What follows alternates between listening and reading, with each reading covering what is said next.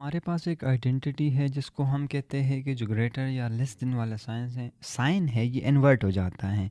तो ये कैसे इन्वर्ट हो जाता है? यहाँ पे आप देखिए a is less than b। जो हमारे पास a एक रियल नंबर है, इसमें हम ये कहेंगे कि a b and c all belongs to real number.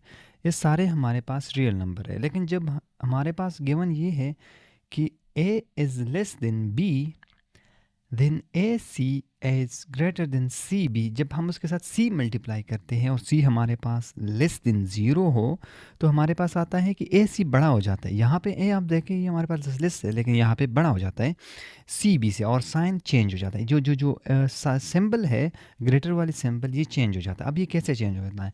Let's suppose हमारे पास ए एक नंबर है which is equal to 2 and b is equal to 5। तो ये तो समझ में आ रहा है कि a is less than 5, a is less than b, this means that 2 is less than 5। अगर हम इस c को मल्टीप्लाई करें, let suppose c is equal to -1, क्योंकि c पे कंडीशन है कि c इज़ लेस देन 0।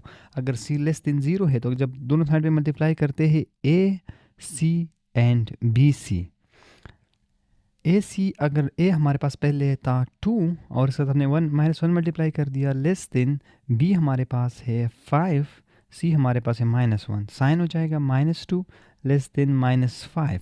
लेकिन यहाँ पे देखें, लेकिन -2 लेस देन -5 तो हमारे पास नहीं होता, तो हम इस सिंबल को इन्वर्ट कर देते हैं। -2 इज़ ग्रेटर देन -5, क्योंकि -2 हमारे पास ग्रेटर है -5 से, इसलिए साइन ये सिंपल इन्वर्ट हो जाता है। तो आपने कंफ्यूज नहीं होना। अगर आपके पास कभी भी इस तरह की आइडेंटिटी आ जाए कि a is less than b where c is less than 0, then a c is greater than a c b।